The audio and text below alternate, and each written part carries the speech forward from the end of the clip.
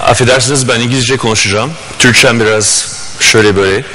Ben Türkiye'de hiç yaşamadım. Ben bütün hayatım dışarıda yaşadım. Anne baba Türk ama Türkçeyi okulda falan öğrenmedim. So I'll speak in English. Hope that's okay for most of you. So actually before I start, I'm just really curious. Could the entrepreneurs raise your hands, please? Great. So I know so good number of entrepreneurs here. Well, thanks a lot for giving me the opportunity to be part of this. It's great to see that Avea is putting such a fantastic effort behind entrepreneurship.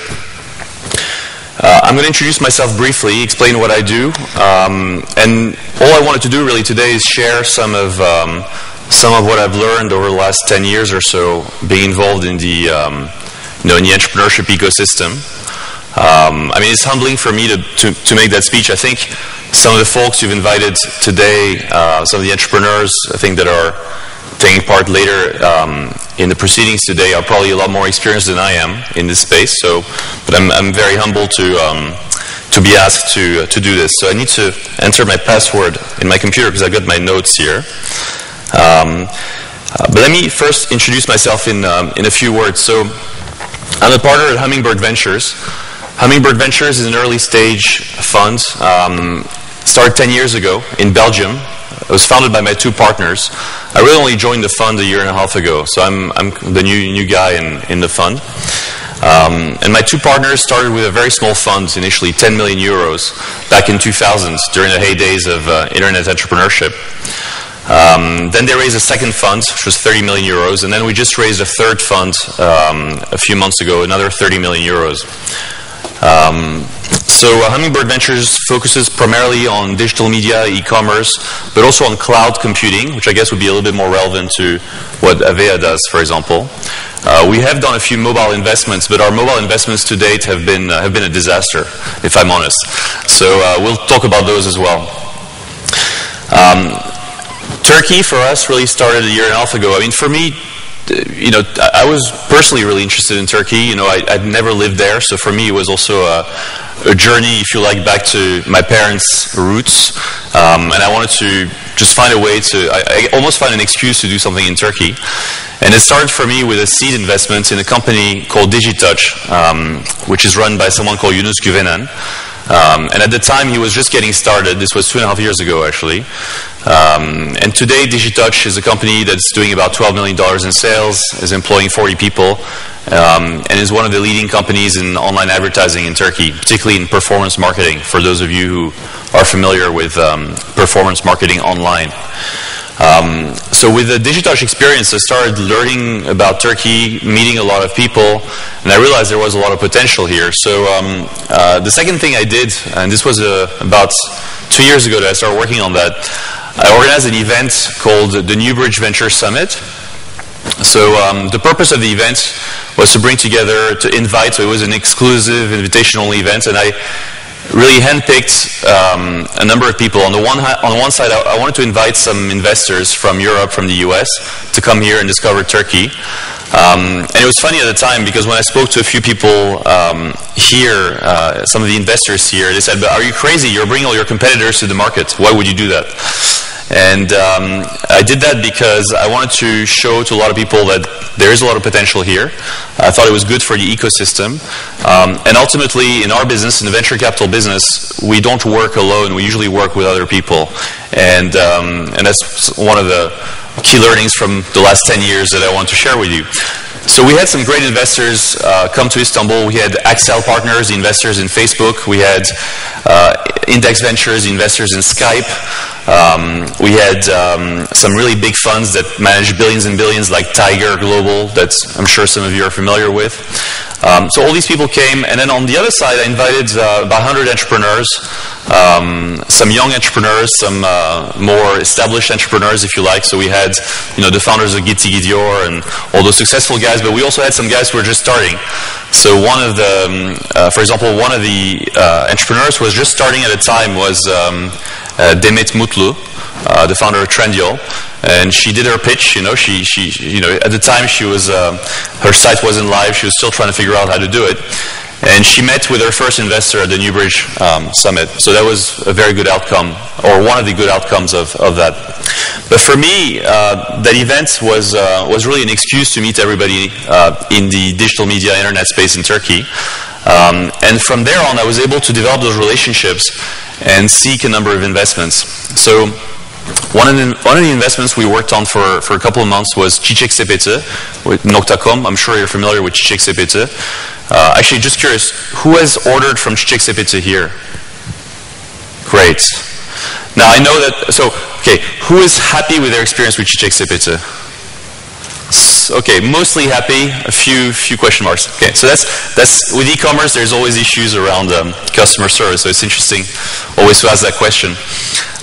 So we were very excited when we met with the founder of Çiçek Sepeti, and it was a long courtship. It took us 6 months, but eventually we were able to invest, and we feel very fortunate to have done that. It's been a fantastic business, growing 100% every year, being quite large now, and really being the dominant player in the flower delivery business in Turkey online. We just announced that last week. We recently bought our biggest competitor in Turkey called 444 Çiçek, which kind of makes us now really the only player really in online flower delivery in Turkey. The other investments we did in Turkey, and that was more recent, that was in October. Actually, that was about the same time as Çiçek. We made a seeds investment, so that was a small early stage investment. We invested €500,000 in a company called Peak Games. So Peak Games is a social games company, which was founded by someone called Sidar Şahin, who's basically in my mind a genius. I've known Sidar since 2004, and I followed Sidar through his ups and downs in his own entrepreneurial journey. And he's had some successes, he's had some failures, but we've always been in touch since then. And when he told me that he was starting Peak, I was really excited about it because I knew how much experience he had, and I felt that this would be an exciting investment. So we invested €500,000 back in October 2010. We were joined by some angel investors, and today Peak is the 5th largest social games company on Facebook worldwide. So Peak now has 5 million, or close to 5 million, between 4 and 5 million daily active users, and about 20 million monthly active users. The revenue is in the 7 digits on a monthly basis now. So what's been achieved in the space of not even a year, I guess just about a year, 11 months, is really phenomenal.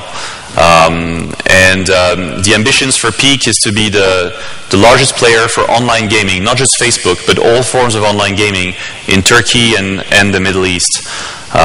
So we have offices in Istanbul, of course, but we just opened in Amman. And we've made some acquisitions as well already. We've already raised 2 rounds of funding, so besides the round that we invested in, so it's been very, very quick. And I'm always amazed at how quick and speedy that team has been executing. So that was our 3rd investment in Turkey, and then personally I did a few angel deals in Turkey as well in the last couple of years, other angel deals, but I'll pass on those. So all this sounds great, successful investments so far, hopefully. Ultimately the exit is the key for us as investors, but very happy with what we're seeing in Turkey. But what I really wanted to talk to you about today is not so much the successes or the celebration of successes, but actually I want to talk to you about the failures. Because I think success is a byproduct of failure. It's if I look at my last 10 years, it's basically one succession of failure after another. And I just wanted to share some of the learnings that I took away from that, hoping that it might be useful, especially to the entrepreneurs amongst yourselves. So I'm just my computer keeps going into sleep mode, so I need to reopen it.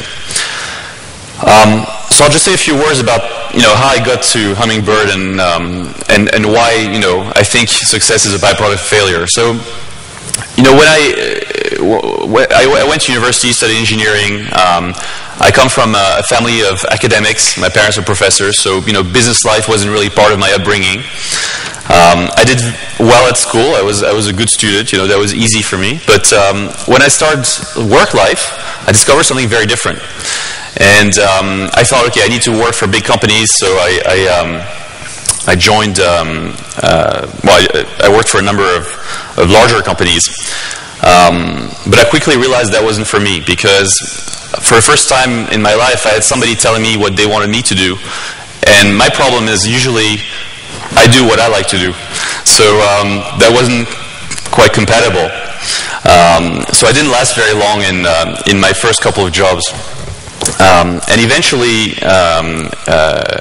after spending some time in financial services at Morgan Stanley in London, a colleague of mine and I, who were, I guess, a little bit tired of what we were doing, we decided to, leave and start a company. And these were the dot-com boom days. Everybody was getting funding. It was easy. It was in 2000. So we left, and we had our PowerPoint presentation, and we raised about 2-3 million euros just on the back of a PowerPoint presentation to start a business. So our timing was absolutely perfect, because we raised our 2 million euros 1 month before the crash. So suddenly we found ourselves thinking, gosh, it's going to get a lot harder to raise money, because the only thing we knew how to do was raise money, by the way. We had no clue how to start a business or run a business. We were ex-bankers, so we thought, okay, we can raise money, we'll see about everything else. So the business we started was a business called Flytext, and Flytext was the first, in the end, ended up being the first mobile marketing company in the UK, which is where I lived at the time. So very much like Mobilera, I guess, in Turkey, or companies like that. And our initial idea was actually not mobile marketing. Our initial idea was, in typical .com style, to build some kind of group messenger over SMS. That was our idea, because we knew that Yahoo Groups, or e-groups as it was called at the time, was very successful. So we wanted to allow people to send SMSs and send those SMSs to everybody. And I know this is an idea that's been much done since, and very successfully ultimately by Twitter. But we started with that, but we quickly realized that there was no revenue model. In fact, not only there was no revenue model, but every time we sent a group SMS, there was a cost, and that cost was pretty high. So, and as we were looking at our bank balance, we raised 2 million euros, and the 2 million euros kept going down and down and down and down. So we thought, okay, we need to change that. So we switched the model to something completely different. That's how we got into mobile marketing. So we thought, okay, the crash happens. Nobody's going to give us any more money. So we need to make money. Let's use the platform we built, our relationship with mobile operators and so on, to try and do something that makes money. So we really put our energy behind that, and worked like crazy every single day, 24/7. And we managed to build a decent business. Ultimately, we became profitable, and at its peak, the business got to about $7-8 million in sales. So that was good. We're happy with that. We were really well known in the UK. We also opened an office in the US. We had some business there as well. That was great. But very quickly, after about a year and a half of enjoying that success, and that was about 2004, we started getting a lot of competitors. And again, that was a new thing for us, because we were the pioneers in that space. And we realized that, in fact, what we were doing was pretty bad, because it was project by project work. What we did for one client was very different from what we did for another client, so there was no scalability whatsoever in that business. The second thing we realized was that because we were the pioneers and the early guys, and we had done a good job selling our products and services, we could charge more or less whatever we wanted. But by 2004, we had 4 or 5 companies doing the same thing, and I would say by 2005, probably 15 companies doing the same thing. And at that point, our clients started thinking that we were overcharging them, so the margins got eroded very, very quickly. And we realized, and by that time we had something like 50, 60 employees. And almost overnight, we found ourselves with our margins completely gone, and our projects also gone. So we had to go from 60 people down to about 15, 20 people. We had to try and raise more money in emergency from some investors. Needless to say, my stake in the business went from this to this. And at that point, I realized that, basically we screwed up. That was kind of the end of Flytex for me. But we didn't quite give up at that point. We thought, okay, we understand now what scalability means. I don't think we understood it before. We understand what quality of revenue streams are, because before that our revenues were project revenues, not recurring revenues. So we thought, okay, what can we do to try and address those issues and do something that's ultimately going to be a better business for the long term. So based on our experience in mobile marketing, we thought, okay, probably we can build a product for mobile marketing and campaign management that we can sell to enterprises, but maybe also to network operators around the world. And that's what we did. So we got a little bit more funding, and we built this product, which was great. But there we learned another lesson, which is probably, in my mind, the biggest lesson for entrepreneurs, and that's the issue of product market fit. We developed this thing for 4 or 5 months, and then we started talking to network operators. So that was a big mistake. We should have talked to them first and developed later. But anyway, live and learn. So we started talking to them, and we realized that what we developed, this campaign management platform, was a how do I say, a vitamin pill. It was a vitamin pill. It was not a painkiller. People buy painkillers, but do they really spend a lot of money on vitamins? Not necessarily. And then we, and while we were so proud of all the features we developed and how great our product was and so on, we realized that nobody really cared. So that also forced us to learn something else, which was that we were very UK centric, because we had been living in the UK all that time. We had had our ups and downs in the UK. That was our world. But what we did at that point in time is we thought, okay, probably some of the operators in different markets might be more interested in this. In fact, I remember meeting some of the folks at Avea in those days. But we, in the end, actually, where we found our market was our first customers was Reliance Mobile in India. And the reason why they became a customer was because they had already a very large number of subscribers at the time. They were growing like crazy, and somehow the concept of they were communicating with their subscribers all the time via SMS, but they weren't doing it in a targeted way. They were not doing it in a personalized way, and we somehow had a solution for that. So we actually solved one of their pain points, and it took 1.5 years to sell to them and to close the deal and to get some money out of it. So that was another learning. Sales cycles, probably in the network operator space, is one of the worst sales cycles. Again, especially if you sell something that's not mission critical for somebody. So that's big learning as well.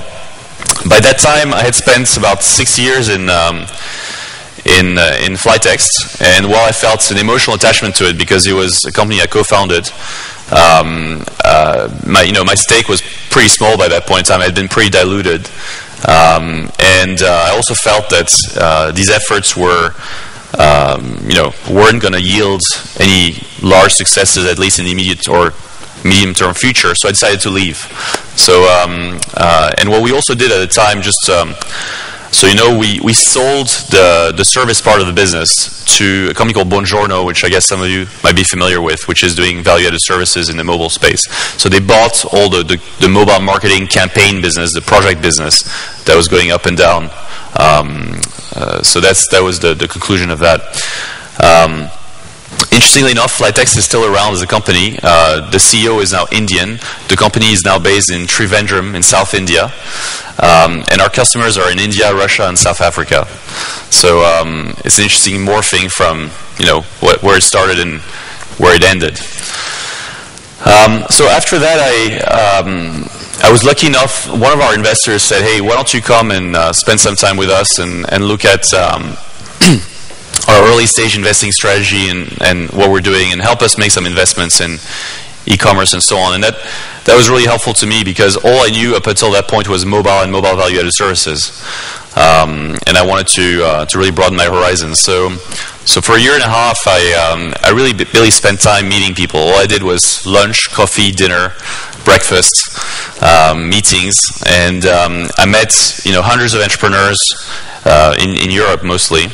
I took part in a lot of events, and that really broadened my horizon. I learned a lot about e-commerce, digital media, and there I learned one more thing, one more key lesson I think for entrepreneurs, which is timing. Because when we started Flytext in 2000, we thought that we thought the internet had already happened by that point in time, and we thought the next wave was going to be mobile there and then. And obviously we were very wrong about that, because the internet was just starting. There was still a lot of value creation, whereas the mobile wave, at least what I'm trying to explain, or what I'm trying to describe by the mobile wave, the mobile value-added services wave, or the wave of real innovation in mobile, in my mind, has only started about a year ago. And so we were 10 years too early. So that's something that became fairly apparent to me after I left the Flytext business. And so met with a lot of companies, and we made a bunch of investments. And there again, we ended up having a bunch of failures. So I was going to share those failures also with you, and share some of what we learned from those failures. And I won't name the names of the companies, but I'll give you the general picture. So one day my partner came to me and said, "Hey, here's a great company. One of our trusted, friendly co-investors has already invested. These guys are doing telecom in Africa. It's booming. It's going to be fantastic." So we got very excited about that. Big markets, seemed like they had good growth. They were already doing some very significant revenues, and we got in basically. I guess the mistake we made really there was that we probably didn't feel as critical, or we didn't think as critically about the investment, to a large extent because one of our trusted friends, if you like, was already in there. And in hindsight, that investment turned out to be a bit of a disaster, because about 6 months after we invested, the founder and CEO ended up leaving in disagreement with the chairman, and they were effectively the two co-founders. The CEO ended up building a competitive business and so on. It was a real disaster. So the learning there is it's not because your friends are investing that you should invest as well or get involved as well. Always apply your own critical thinking to everything you're doing. So that was a pretty basic mistake. Then we also invested in a company which had a very, very exciting technology that allowed people to build 3D animation. The kind of animation that children watch on TV, cartoons, but allowed to do that much, much cheaper and much quicker than today's technology. I don't know if you know, but like 1 minute of a cartoon on TV can cost as much as $100,000 to produce. So it's very expensive, and that's the reason why there aren't so many of those around. And it's a very tough industry. So we're very excited about that. A lot of work had been done already, and in this case, there was a very successful serial entrepreneur who was the founder, if you like, of this business.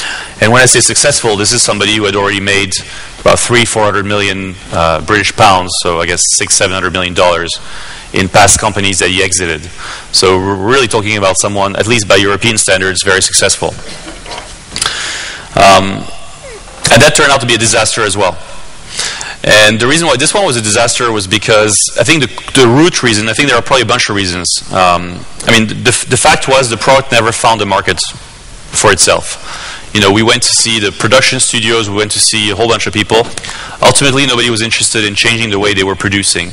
And some of the things, the features that were missing in the product didn't quite make our life easy as well, and so on. But ultimately, the product never found a market.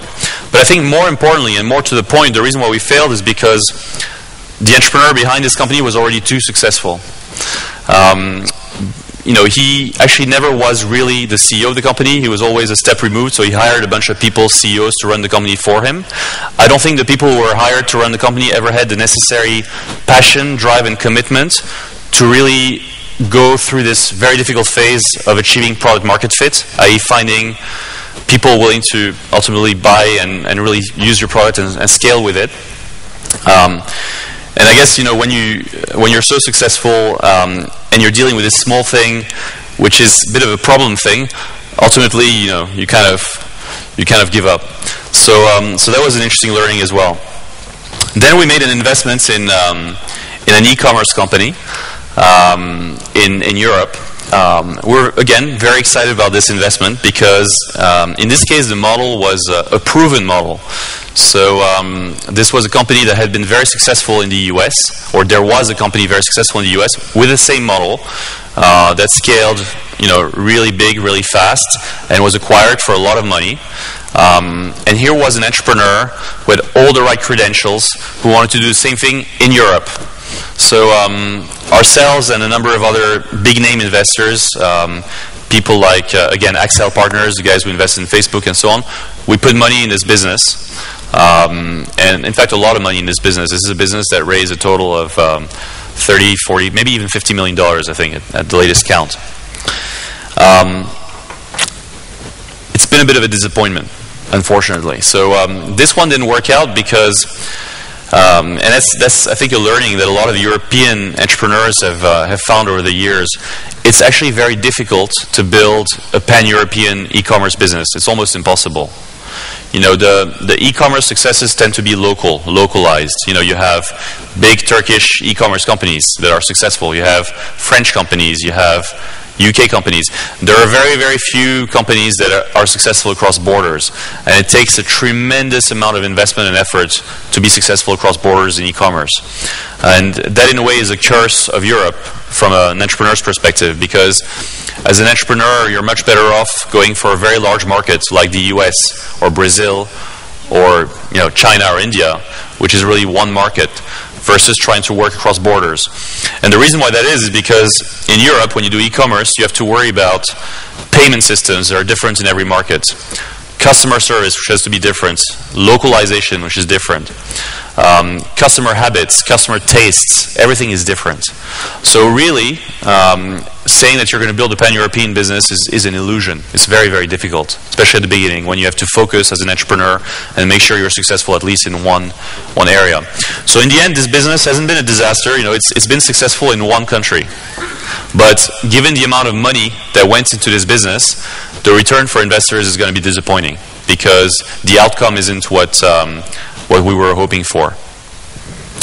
So those are, we've, by the way, had a few successes as well in that period. It's not all been failures, but I guess what I'm trying to explain is that,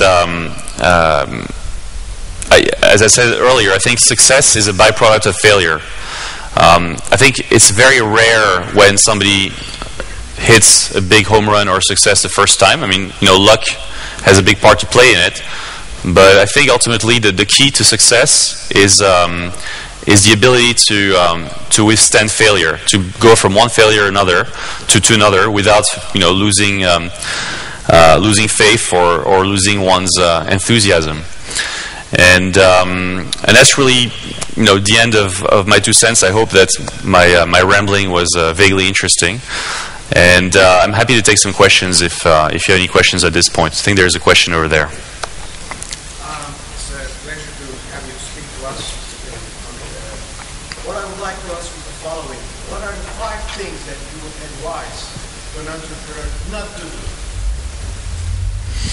Right, that's a tough one because I don't have my snappy answer to that question. But and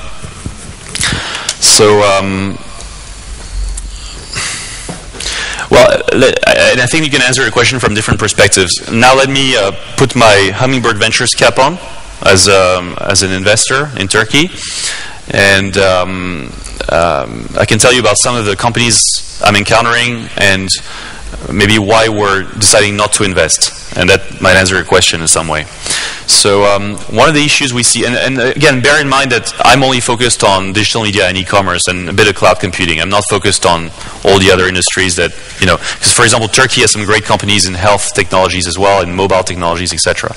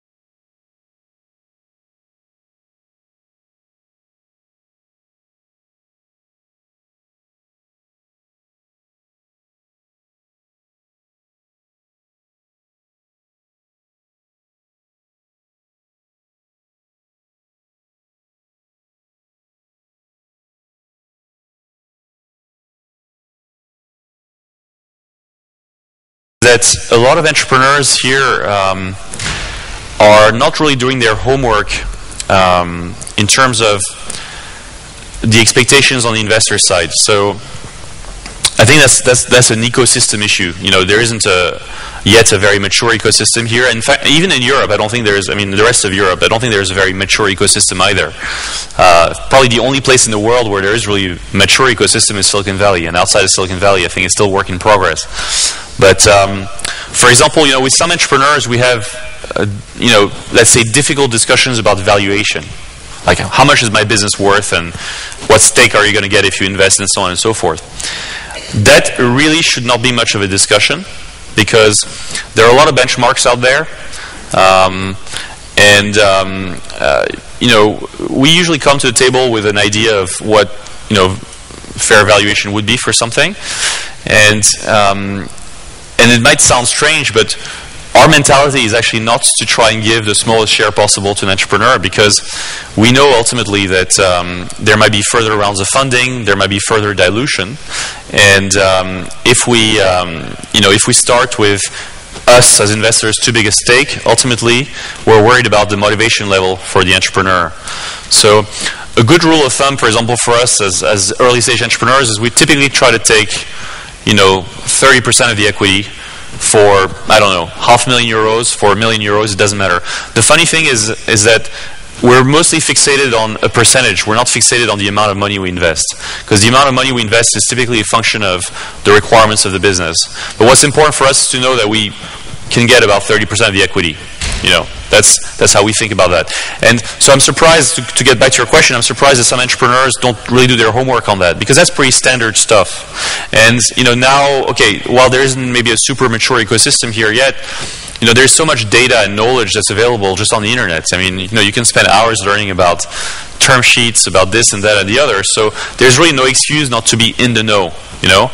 So another one of, I mean, to me also a good criteria of you know, whether we're dealing with someone, you know, we feel comfortable working with ultimately is whether they've done their homework on these things and whether they speak our language. Because otherwise it's going to be a difficult relationship. You know, if we're spending way too long trying to argue on the valuation, and if we feel like we're speaking a different language, it's not going to be a happy marriage. And it is a marriage, because, you know, when you invest in a company, chances are you're going to be in there for 10 years. You know, so if there isn't good chemistry right from the beginning, it's probably not worth anybody's time. So we talked about, you know, market size. We talked about, you know, relationship with investors and doing one's own homework.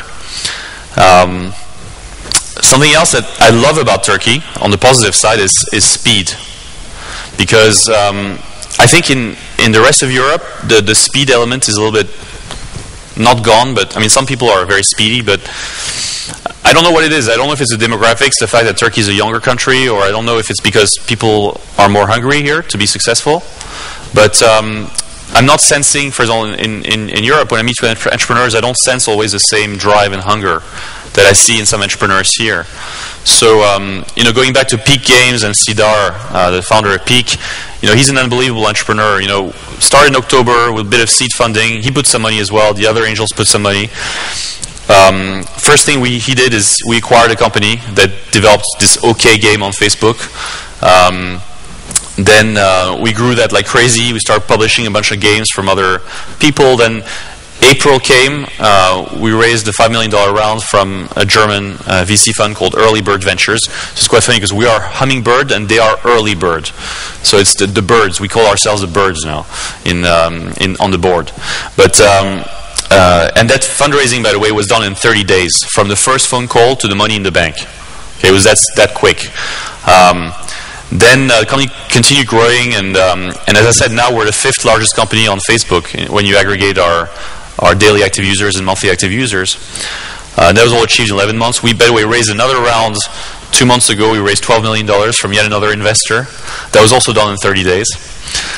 We've acquired already, I think, 4 companies since we started. So what amazes me about Sidar is speed. You know, I call him Speedy Gonzalez. You know, the guy doesn't sleep. The guy works like crazy. He's always. I'll give you another example. This week, he was. There was an Endeavor event in Jordan, so he was in Jordan on Sunday, Monday. Then he came here for Webrazi, And the night of Webrazi, he flew to Cairo because he's a keynote speaker at this ArabNet conference, and Middle East is important for us. So this is Sidar. He's just all over the place all the time, very fast, and building a large business, hopefully. So I love that about some of the Turkish entrepreneurs. I love the hunger, the speed, and that gives me a lot of confidence that there's going to be big successes coming out of that. So you asked for 5. I don't know what else to say, but. Luck, yeah, and also, I think doing your own homework, speaking the same language with others, I think that's always important. Maybe also not to fall too much with the business. Say that again? Not to fall in love with the business. Yeah, I think it's important to be passionate, right? Passion drives a lot of things, especially for entrepreneurs, I think. So being in love is maybe not a bad thing. By the way, some other really important thing, and I think it's really basic. That's kind of the stuff I guess we learn in primary school, but I'll still mention it because I think it's really important for us. It's honesty and transparency. So I'd like to think that we behave that way, but I also expect that in return. And okay, so if you have a bad month, that's fine. We're used to it.